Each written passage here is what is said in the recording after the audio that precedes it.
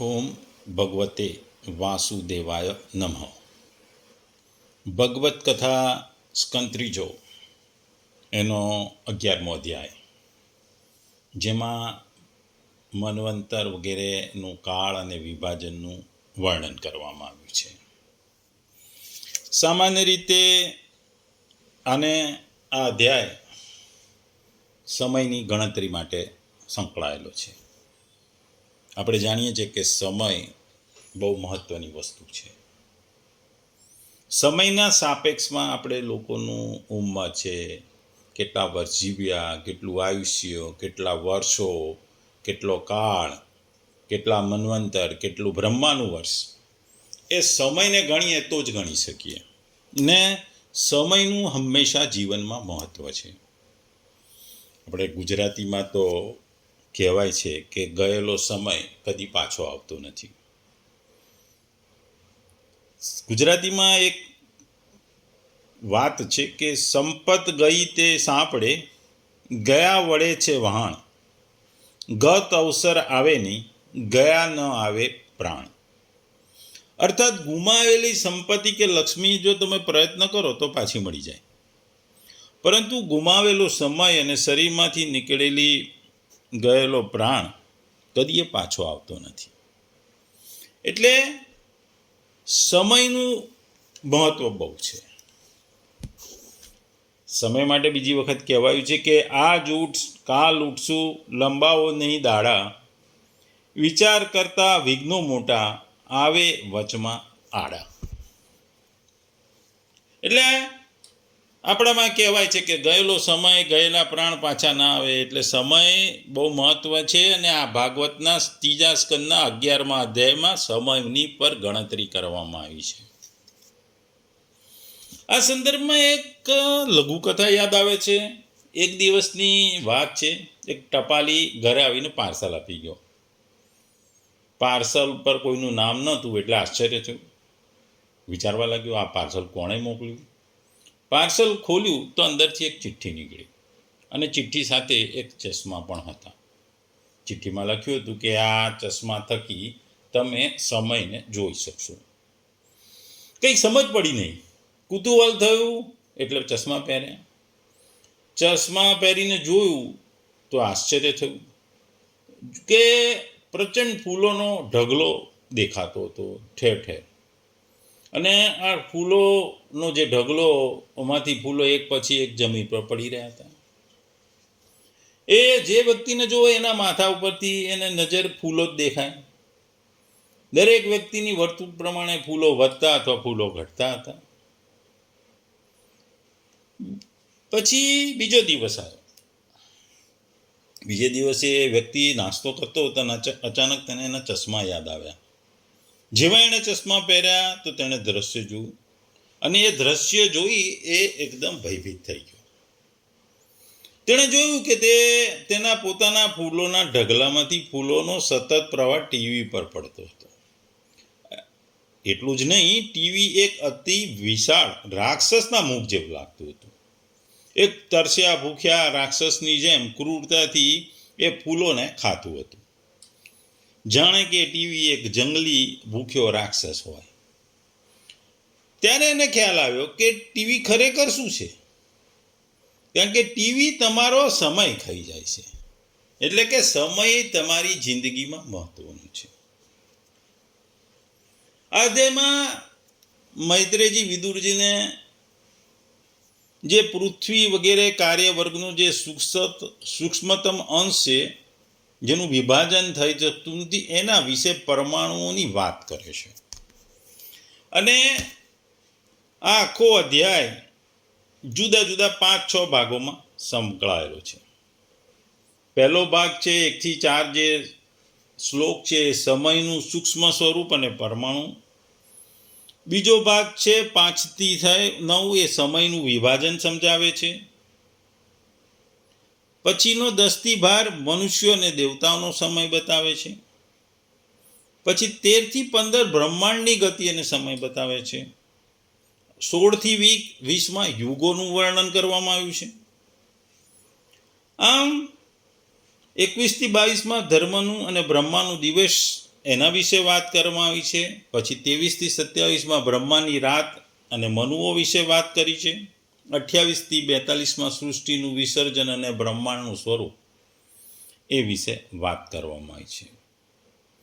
આ અધ્યાય સમયના સૂક્ષ્મ અને સ્થૂળ સ્વરૂપોનું વૈજ્ઞાનિક અને આધ્યાત્મિક વર્ણન આપે છે. એ દર્શાવે છે કે સમય ભગવાનની શક્તિ છે, જે સૃષ્ટિના નિયંત્રણ અને વિનાશનું કારણ છે. આ ઉપરાંત આ અધ્યાય સાંખ્ય દર્શનના ઈશ્વરવાદી પાસાને પણ સ્પષ્ટ કરે છે, જેમાં પરમાણુ, ગુણો અને સૃષ્ટિના તત્વોનું વિશ્લેષણ થાય છે. આ અધ્યાયમાં તમને મુખ્ય જો શિખામણો મળે છે કે એક વસ્તુ છે કે સમય ક્યારે અટકતો નથી, એ સતત વહેતો રહે છે. બધા જીવો સમયને આધીન છે અને સમય પોતે ભગવાનની શક્તિ છે. જગતનું જે સર્જન, પાલન અને સંહાર આ બધું સમયના ચક્રના પ્રમાણે થાય છે, ચક્ર હેઠળ થાય છે. જીવાત્મા એ આત્મા સમયથી પર છે, કારણ કે આત્મા અમર છે. આ અધ્યાય એ પણ બતાવે છે કે બ્રહ્માંડની રચનામાં એક અદ્રશ્ય શક્તિ એટલે કાલ સમયનું એક રાજ છે. વૈજ્ઞાનિક દ્રષ્ટિએ જોઈએ તો પણ અણુ, પરમાણુ અને સમયના સૂક્ષ્મ માપનું વર્ણન અત્યંત ચમત્કૃતિક છે. જો ભક્તિની દ્રષ્ટિએ આ અધ્યાયને જો તો ભક્તને સમજાય કે શરીર, સંપત્તિ, જગત અને બધું કાળને અધીન છે. એટલે છેવટે તો ભગવાનને શરણાગત, ભગવાનની શરણાગતિ જ એ સ્વાગત છે. આ અધ્યાયને જો ટૂંકાણમાં જોઈએ, પહેલા વિસ્તારમાં જોઈએ, પહેલા ટૂંકાણમાં જોઈએ તો સંવત્સર એટલે વર્ષ. આ સંવત્સરના 5 પ્રકાર છે: સંવત્સર, પરિવત્સર, ઈડાવત્સર, અનુવત્સર અને વત્સર. સૂર્યની ગતિ મપાય તે સંવત્સર, બૃહસ્પતિની ગતિથી મપાય એ પરિવત્સર, 30 દિવસનો એક એવો 12 મહિના વડે બને તે ઈડાવત્સર, ચંદ્રની ગતિથી મપાય એ અનુવત્સર અને નક્ષત્રોની ગતિથી મપાય એ વત્સર કહેવાય. તેમને અનુક્રમે સૌર, બાહ્ય સ્પૃષ્ય, સાવંત, ચાંદ્ર અને નાક્ષત્ર એવા નામે પણ ઓળખાવે છે. બ્રહ્માના આખા દિવસની લોકસૃષ્ટિમાં 14 મનુઓ થાય છે. એક એક મનુના સમયને મન્વંતર કહેવામાં આવે છે. આવા પ્રત્યેક મન્વંતરમાં ભગવાન પોતે મનુ રૂપે પ્રગટ થઈ જગતનું રક્ષણ કરે છે. પછી બ્રહ્માની રાત્રિમાં કાળને લીધે સમગ્ર જગત લય પામે છે અને જગત પોતાનામાં સમાવી ભગવાન શયન કરે છે. બ્રહ્માના આયુષ્યના પૂર્વાર્ધમાં પહેલા બ્રાહ્મ કલ્પ હતો, અંત ભાગમાં પાદ્મ કલ્પ હતો. હમણે બ્રહ્માના બીજા પરાર્ધનો આરંભ થયો છે, તેને વારાહ કલ્પ કહેવાય છે. ભગવાન કપિલ, પૃથુરાજા, દક્ષ પ્રજાપતિ, નૃષિ અવતારની કથાઓ એ પાદ્મ કલ્પની છે. તે દરમિયાન ભગવાન ભોગ વિલાસ પાછળ ગાળા બનેલા આસુરી તત્વોના પ્રતીક્ષામાં હિરણ્યાક્ષ અને હિરણ્યકશ્યપની કથાઓ પણ આવે છે. મૈત્રેય મુનિ વિદુરજીને કહે છે કે મેં તમને પરમાત્માનો કાળ નામનો મહિમા કહી સંભળાવ્યો છે. પરમાત્માની કલ્પના પણ કરી શકાય નહીં તેમ નથી. બ્રહ્માનું જે 100 વર્ષનું આયુષ્ય તો ભગવાનનો નિમેષ માત્ર કહેવાય છે. આ વિશાળ બ્રહ્માંડ તો પરમાત્માના શરીરમાં એક અણુ માત્ર જણાય છે. એવા તો અનેક અણુ પરમાણુઓ પરમાત્માના દિવ્ય દેહમાં સમાય છે. તેની કલ્પના કરવી પણ આ મનુષ્યની શક્તિની બહાર છે. ટૂંકમાં જો આ અધ્યાયની વાત કરી દીધી, હવે આ અધ્યાયને જો આપણે ડિટેલમાં જોઈએ અને ઊંડાણમાં જોઈએ તો મૈત્રેયજી કહે છે કે જે પદાર્થ અનેક રૂપોમાં દેખાય છે તેનું અંતિમ સૂક્ષ્મ સ્વરૂપ એ અણુ એટલે કે પરમાણુ છે, જે અવિભાજ્ય અને અસંયુક્ત હોય છે. આ પરમાણુ સદાય અદૃશ્ય રહે છે, પરંતુ તેના સંયોગથી ભૌતિક શરીરનું નિર્માણ થાય છે, જેને સામાન્ય મનુષ્ય એકત્વમાં બ્રહ્મમાં સમજે છે. જ્યારે આ પરમાણુઓ પોતાના મૂળ સ્વરૂપમાં રહે છે અને શરીરનું નિર્માણ નથી કરતા, ત્યારે તેઓ અનંત એકત્વ, અનલિમિટેડ વનનેસ કહેવામાં આવે છે. સમય એ ભગવાન હરિની શક્તિ છે, જે ભૌતિક સૃષ્ટિની ગતિને નિયંત્રિત કરે છે, પરંતુ તે ભૌતિક જગતમાં દૃશ્યમાન નથી. સમયનું અનુમાન પરમાણુઓના સંયોગ અને ગતિ દ્વારા કરવામાં આવે છે. જે સમયમાં એક પરમાણુના અવકાશને આવરે છે તે પરમાણુ સમય એટોમિક ટાઈમ કહેવામાં આવે છે. જે સમય સમગ્ર પરમાણુના સમૂહને આવરે છે તેને મહાન સમય એટલે ગ્રેટ ટાઈમ કહેવામાં આવે છે. બે પરમાણુઓ એક અણુ ડબલ એટમ બનાવે છે અને ત્રણ અણુઓ એક ત્રસેણુ હેક્સાએટમ બનાવે છે. આ હેક્સાએટમ સૂર્યપ્રકાશમાં ઝરણાના છિદ્રોમાંથી દેખાય છે અને તે આકાશમાં ઉપર તરફ જતું જોવા મળે છે. ત્રણ ત્રસરેણુઓના સંયોગ માટે જે સમય લાગે છે તેને એક ત્રુટિ કહેવામાં આવે છે. આવી 100 ત્રુટિ એટલે કે એક વેદ બનાવે છે અને 3 વેદ એક લવ બનાવે છે. ત્રુટિ એટલે કે સેકન્ડનો ભાગ, વેદ એટલે 100 ત્રુટિ લગભગ 0.0059 સેકન્ડ, લવ એટલે 3 વેદ લગભગ 0.017 સેકન્ડ. 3 લવ એક નિમેષ બનાવે છે, 3 નિમેષ એક ક્ષણ બનાવે છે અને 5 ક્ષણ એક કાષ્ઠ બનાવે છે અને 15 કાષ્ઠ એક લઘુ બનાવે છે. જો આ સમજૂતીને ડિટેલમાં જોઈએ તો એક નિમેષ એટલે કે 3 લવ બરાબર 0.53 સેકન્ડ, ક્ષણ બરાબર 3 નિમેષ લગભગ 1.6 સેકન્ડ, કાષ્ઠા એટલે 5 ક્ષણ બરાબર 8 સેકન્ડ અને લઘુ એટલે 15 કાષ્ઠા એટલે લગભગ 2 મિનિટ. 15 લઘુ એક નાડિકા બનાવે છે અથવા દંડ બનાવે છે. 2 નાડિકા એક મુહૂર્ત બનાવે છે અને 6 કે 7 દંડ એક યામ બનાવે છે જે દિવસ રાતનો એક ચતુર્થાંશ ભાગ ગણાય છે. એક નાડિકાને માપવા માટે 6 પલ એટલે કે 14 અંશ વજનનું તાંબાનું પાત્ર લેવામાં આવે છે જેમાં માસા 17 કેરેટ સોનાની સોયને 4 આંગળનું છિદ્ર કરવામાં આવે છે. આ પાત્ર પાણીમાં મૂકવામાં આવે છે અને જ્યાં સુધી પાણી ભરાઈને બહાર નીકળે છે તે સમયને એક દંડ કહેવામાં આવે છે. મનુષ્યના દિવસ અને રાતના 4 યામ હોય છે. 15 દિવસો અને રાતો એક પક્ષ બનાવે છે. શુક્લ એટલે ચંદ્રની વધતી કળા અને કૃષ્ણ એટલે ચંદ્રની ઘટતી કળા તરીકે ઓળખવામાં આવે છે. 2 પક્ષોનો એક માસ બને છે જે પિતૃલોકોના એક દિવસ અને રાત ગણાય છે. 2 માસ એક ઋતુ બનાવે છે અને 6 માસ સૂર્યની દક્ષિણાથી ઉત્તર ગતિ બનાવે છે. 2 યન એટલે દેવતાઓનો એક દિવસ અને રાત જેને વત્સર એટલે કે વર્ષ કહેવામાં આવે છે. મનુષ્યનું આયુષ્ય 100 વર્ષનું ગણવામાં આવે છે. ગ્રહો, નક્ષત્રો, ચંદ્ર અને અન્ય તારાઓ બ્રહ્માંડમાં પોતપોતાની કક્ષામાં ભ્રમણ કરે છે. આ બધું ભગવાનની શક્તિ એટલે કે અનંત સમયથી ધારા નિયંત્રિત છે. સૂર્ય, ચંદ્ર, નક્ષત્રો અને અન્ય ગ્રહોની ભ્રમણ કક્ષાઓને 5 પ્રકારના વર્ષો સંવત્સર, પરિવત્સર, ઈડાવત્સર, અનુવત્સર અને વત્સર તરીકે ઓળખાવવામાં આવે છે. જે સમય સૃષ્ટિના બીજને ઉત્તેજિત કરે છે, જીવોના અંધકારને દૂર કરે છે, યજ્ઞો દ્વારા ગુણમય પદાર્થોનું વિસ્તરણ કરે છે અને તેને 5 વર્ષના ચક્રમાં અર્પણ આપવું જોઈએ અથવા કરવું જોઈએ. વિદુરજી પૂછે છે કે ઋષિ, તમે પિતૃઓ, દેવતાઓ અને મનુષ્યના આયુષ્યનું વર્ણન કર્યું, હવે કૃપા કરી 1000 વર્ષોના આયુષ્ય ધરાવતા ઉચ્ચ લોકોના સમય વિશે જણાવો. પછી મૈત્રેય મુનિ કહે છે કે હે યોગેશ્વર, તમે ભગવાનમાં અનંત સમયના સ્વરૂપને જાણો છો. તમારી યોગ સિદ્ધિ દ્વારા તમે સમગ્ર બ્રહ્માંડને પણ જોઈ શકો છો. મૈત્રેયજી કહે છે કે 4 યુગો છે, સતયુગ, ત્રેતાયુગ, દ્વાપર યુગ અને કલયુગ એક મહાયુગ બનાવે છે જે દેવતાઓના 12000 વર્ષ જેટલું હોય છે.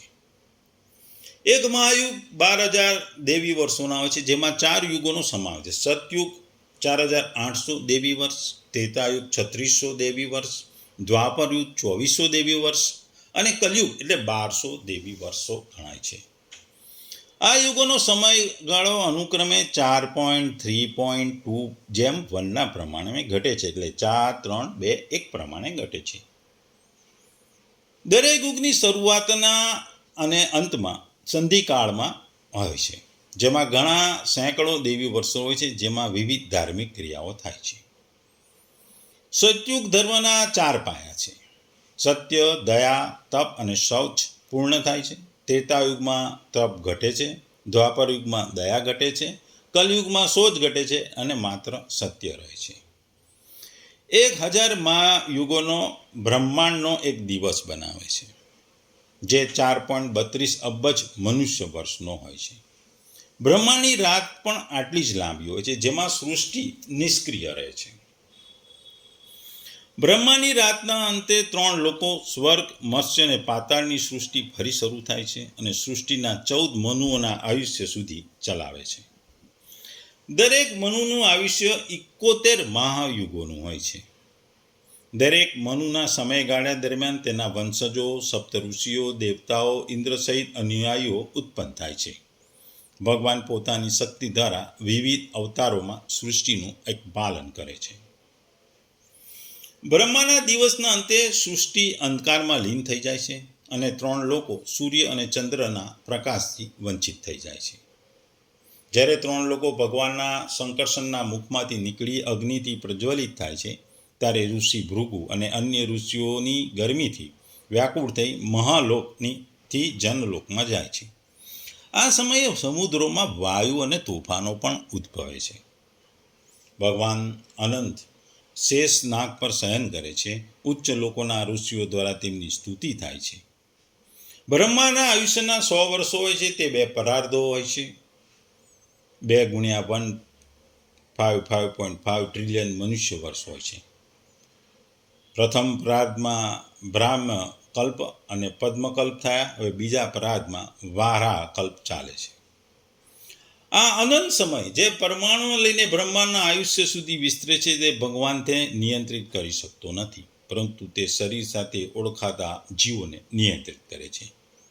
બ્રહ્માંડનો વ્યાસ 25 કરોડ યોજન છે અને તે 8 ભૌતિક તત્વો અને 16 પેટા તત્વોનું સંયોજન છે. આ બધું ભગવાન વિષ્ણુના નિવાસસ્થાનનું પ્રતિનિધિત્વ કરે છે.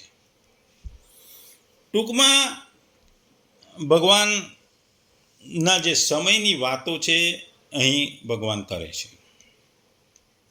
સમયથી જે જુદા જુદા ભાગો બને છે એની ભગવાન અહીં વાત કરે છે. ટૂંકમાં જો આ અધ્યાયને જો ટૂંકાણમાં સમજીએ તો આ એક બ્રહ્માંડની રચના અને વ્યવસ્થા સમજવા માટે સૂક્ષ્મ અને સ્થૂળ એકમોનું અહીં વર્ણન છે. બ્રહ્માંડમાં જે પણ ઘટે છે તે કાળનું નિયંત્રણમાં છે, ને કાળ એટલે કે સમય ઈશ્વરની એક મોટી શક્તિ છે. સમયના સૂક્ષ્મના જો પરમાણુ દ્રવ્યોનો સૌથી સૂક્ષ્મ ગણ, ત્રુટિ સમયનો અતિ સૂક્ષ્મ અંશ. વેદ ગ્રંથોમાં જાય આ પ્રમાણે 2 પરમાણુ બરાબર 1 અણધ્રોણું અને 3 ધ્રોણું બરાબર 1 ત્રુટિ. આ રીતે અતિ સૂક્ષ્મમાંથી સ્થૂળ સમય બને છે. સમયોની એકમો ગણીએ તો ત્રુટિમાંથી વેદ, વેદમાંથી પ્રાણ, પ્રાણમાંથી નિમેષ, નિમેષમાંથી ક્ષણ, ક્ષણમાંથી કાષ્ટા, કાષ્ટામાંથી લઘુ, લઘુમાંથી દંડ, દંડમાંથી મુહૂર્ત. મુહૂર્ત એટલે 1 દિવસ રાત્રિમાં 30 મુહૂર્ત થાય છે. પછી દૈવી સમય, માનવનો 1 વર્ષ બરાબર દેવતાઓનો 1 દિવસ અને રાત્રિ. આ રીતે દેવતાઓનું ગણિત આપણા કરતાં જૂનું છે. પછી બ્રહ્માની વાત કરી છે. એક બ્રહ્માનો દિવસ એટલે 1 કલ્પ બરાબર 1000 ચતુર્યુગોનો સમૂહ. ચતુર્યુગ બરાબર સતયુગ પ્લસ ત્રેતાયુગ પ્લસ દ્વાપરયુગ પ્લસ કલયુગ. બ્રહ્માનો 1 દિવસ અને 1 રાત્રિ મળીને 2000 ચતુર્યુગ થાય છે. બ્રહ્માનું આયુષ્ય 100 વર્ષ બ્રહ્માના ગણિત મુજબ છે. ટૂંકમાં આ અધ્યાયમાં જે મન્વંતર અને કાળના વિભાજનોનું વર્ણન કરવામાં આવ્યું છે અને આ કાળ અને વિભાજનોનું મહત્વ સમજાવવામાં આવ્યું છે. દરેક વસ્તુનું અહીં મહત્વ છે. તમે કાળનું મહત્વ ગણો કે બ્રહ્માની રાતનું મહત્વ ગણો, દરેકનું મહત્વ છે. એટલે ભગવાન અહીં સામાન્ય મનુષ્ય, દેવતાઓ, બ્રહ્મા અને મનુઓની સમયની વાત કરે છે. એમના વર્ષો કેવી રીતે ગણાય છે, એમનો સમય કેવી રીતે ગણાય છે, એની ભગવાન વાત કરે છે. ટૂંકમાં આ સમયનું ગણિત આ અધ્યાયમાં ભગવાને મૈત્રેયજી વિદુરજીને સમજાવે છે. સમય એ ભગવાનનું એક શક્તિ છે અને સમયથી જ દુનિયા ચાલે છે. સમય વગરની દુનિયા અસ્તિત્વમાં નથી. ભગવાનની આ એક અદૃશ્ય શક્તિ એટલે કે સમય છે અને સમયનું દરેકના જીવનમાં ખૂબ જ મહત્ત્વ છે. સમય વગર કશું પણ શક્ય નથી. એ આ અધ્યાયની મુખ્ય વસ્તુ છે.